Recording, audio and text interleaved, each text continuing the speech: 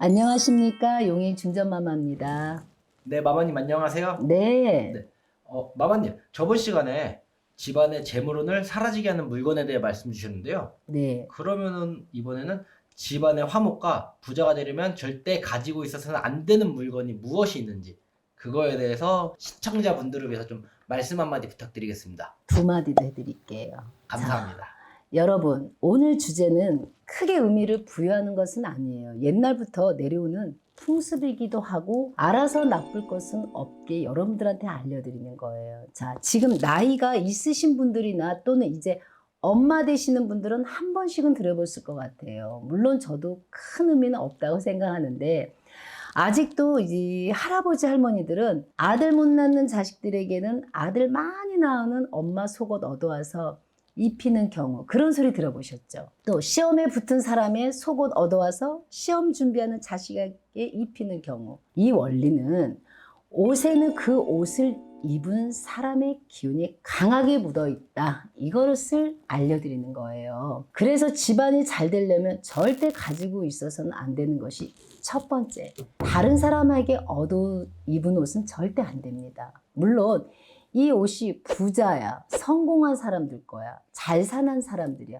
그런 걸 얻어온 옷이라면 조금 상관은 없는데, 문제는 망해가는 사람, 또 망한 사람 거 얻어온 옷이나 그 옷의 주인이 누군 건지도 모르고 주워온 옷이면 상황은 전혀 달라요, 여러분. 예전 방송에도 잠깐 말씀드렸죠. 우리가 죽은 사람의 옷이나 유품 태우는 이유도 이와 같은 이치예요. 요즘 엄마들이나 주변에 보면 기부 행사, 무료 나눔, 예쁜 옷 있다고 해서 옷의 주인도 모른 채 막 가져오는 경우가 참 많아요, 여러분. 또 알뜰 시장, 벼룩 시장이나 해서 옷을 싸게 파는 경우가 참 많죠. 그런 곳에서는 절대 옷을 구입해서는 안 돼요. 보통 부자들이 삶이 더 윤택해지고 나아지고 옷을 새로 구입하고 헌옷을 버리는 경우가 다반사예요. 이게 지인에게 나눠주는 경우가 많은데, 반대로 벼룩시장이나 알뜰시장 같은 곳에서 돈을 받고 판다면 그 옷을 파는 사람이 경제적으로 힘들어지고 있다고 볼 수 있으니 여러분, 그 정도는 알아야 돼요. 삶이 편안해지고 윤택해지신 분이 알뜰시장이나 벼룩시장에다 옷을 팔지는 않겠죠. 많이 어려우시고 경제적으로 힘드신 분들이 옷을 팔 거란 말이에요. 그런 기운을 가지고 그 옷을 사버리면 여러분, 경제적으로 더 나빠져요. 주변 상황을 잘 파악해서 얻으셔야지, 그렇지 않으면 안 된단 말이에요. 부득이하게 옷을 가져오게 될 때가 있죠. 예전 방송에 말씀드렸죠. 이 얻어옷은 집 안으로 가지고 들어가지 마시고 신문지에 싸서 현관이나 화장실에 소금을 올려놓고 2, 3일 정도 지나고 난 다음에 입으셔야 돼요. 대성씨, 두 번째는 무엇일 것 같아요? 두 번째요? 네. 저 마마님한테 몰라서 여쭤보러 온 거라서. 배우러 온 거죠? 네. 자, 두 번째는 망한 가게, 망한 집에서 얻어온 것들. 앞서 말한 옷과 마찬가지예요. 여러분 혹시 이거 아실까요? 자동차 사고 났던 차 계속 차 사고 난다는 말 알죠? 마찬가지예요. 가게 역시 잘 되는 터, 망한 집터 분명히 있어요. 흥한 터, 망한 터. 그래서 장사하시더라도 꼭 선생님들에게 장사하시는 터를 미리 상담 받아요, 안 받아요? 받는단 말이에요. 집안에 이 가구들이 역시 사기, 즉 죽음의 기운이 찌들여 있는 거예요. 이 죽음의 기운이 찌들여 있을 것을 집안에 들여서 좋을 이유는 하나도 없어요, 여러분.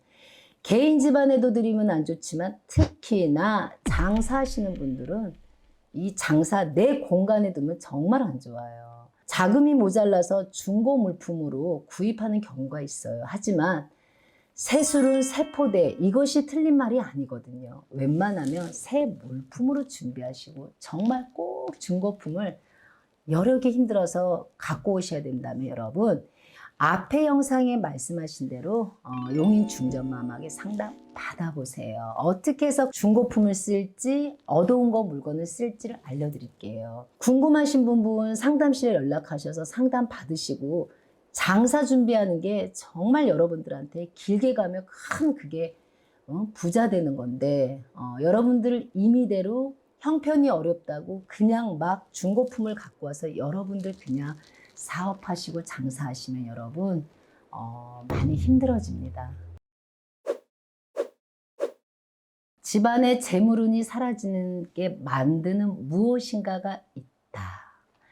저희 용의중전마마 시청자와 대성TV 구독자분들을 위해 오늘 많이 알려드릴게요. 자, 집안에 재물운이 사라지게 만든 것이 참 많아요, 여러분. 한 가지가 아니에요. 앞으로 하나 둘씩 알아가면서 모두가 부자가 돼야 돼요. 그날까지 알려드릴 터이니 여러분 하나씩 따라해 주세요. 자, 여러분 집안이 번창하는 방법. 자, 활기나 생기가 강한 물건을 두는 것인데요. 분명 집안에 죽은 기운, 즉 사기가 강해지도록 만든 물건들이 또 있어요. 집안을 기운을 막 죽이는 게 있어요.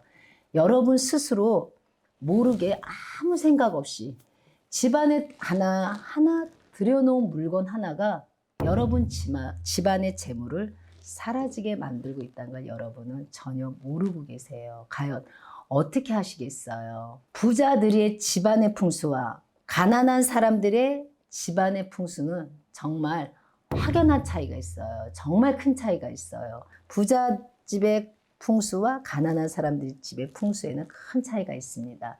일반적으로 별거 아니다라고 생각하는 아주 작은 것들, 부잣집에는 아주 신경을 쓰는 반면에 가난한 사람들은 삶을 살아가시는 분들은 절대 그렇게 안 신단 말이에요. 그래서 여러분 부자가 되려면 우선 집안에 재물운을 사라지게 만드는 물건을 치우라는 얘기예요. 자, 여기까지 여러분 충분히 이해 가셨죠? 그러면 지금부터 여러분 집중해 주셔야 돼요. 그 중에 정말 꼭 버려야 하는 것이 있다면 첫 번째 숯이에요. 아직도 숯을 가지고 있어요, 여러분. 여러분들 숯 아시죠? 숯이 죽은 나무라는 거 아시죠? 집안에 숯을 그냥 두시는 경우가 있는데 숯은 두실 거면 그냥 두실 거면 버리시고 그게 아니면 작은 화분 같은 것에 꽃을 같이 심어서 생기를 불어넣는 것이 좋은 거예요. 하지만 그냥 두실 거라면 차라리 버리세요. 숯은 생명이 없는 것이고 죽은 것이에요. 죽은 기운이 살아가기 위해서는 반드시 살아있는 기운을 흡수해야 됩니다. 그래서 숯을 버릴 생각이 없으시면 살아있는 화초를 같이 심어서 차라리 놓으세요. 자, 여기까지는 숯을 놓고 설명해 드렸고 두 번째예요. 돌이죠, 여러분. 다름 아니라 돌인데 집안에 들여놓은 돌은 수석이겠죠. 요즘 사람들이 수석을 수집하고 계시는 분들이 상당히 많은데 이 수석이 집안에 너무 많으면 안 돼요, 여러분. 사실 돌이라는 것은 변화하지 않는 자연인데 세상에는 모든 자연 중에는 스스로 변화하지 않는 것이 바로 돌인데 자연의 돌은 죽은 기운이라고 판단하셔야 돼요, 여러분. 물론 이 돌은 자연에서 여러분 가정으로 옮겨지는 것이죠.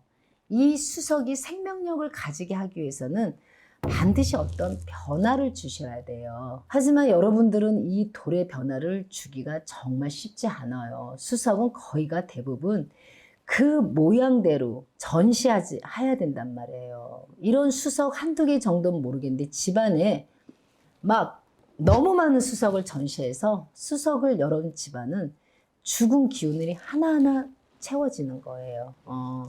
여러분 무슨 말인지 이해 가시죠? 이 수석으로 인해서 하나하나 기운들이 채워지고 있으면 여러분들은 이 집안에서 어떻게 살겠어요? 또 제일 무서운 세 번째가 있죠. 죽은 나무, 뿌리로 만든 장식들. 나무가 장식장이 뿌리 깊은 나무 이렇게 뿌리가 있어요, 여러분. 그것 또한 역시 자연이에요. 살아있는 것을 죽여서 집 안으로 가지고 들어가는 거잖아요. 절대 안 됩니다, 여러분. 불교에서는 억지로라도 방생을 하라고 해요. 그래서 저희 마마궁에서도 1년에 한 번은 방생도 하고 그러잖아요. 불교에서 전해 내려오는 것처럼 살아있는 것을 죽여서는 거의 좋은 경우가 없어요. 스님들이나 부처님 말씀에 살아있는 걸 죽이지 말라고 해요. 좋은 일이 없다 이래요. 다만 자연이 죽어서 그 뿌리가 썩어서 땅에 박힌 것은 캐서 집 안으로 가져오는 것은 문제가 없을 수는 있어요. 그러나 거의 대부분 분들 장식하기 위해서 살아있는 나무를 잘라서 밑동을 자른단 말이에요. 그리고 집 안에 가지고 들어오는 경우가 상당히 많아요, 여러분. 그런 나무, 그런 인테리어로 사용하시면 여러분 정말 재물은 사라지는 거예요. 꼭 알아두셔야 돼요. 자, 이런 일이 발생되지 않도록 부자로 살아다가 가야 되려고 첫걸음이 되실 거예요. 여러분, 오늘 제가 1번, 2번, 세 번째로 이렇게 설명을 해줬어요. 여러분들 부자 되시라고. 부잣집의 풍수와 가난한 집의 풍수를 놓고 보면 거의 제가 얘기하는 게 거의 들어가 있어요.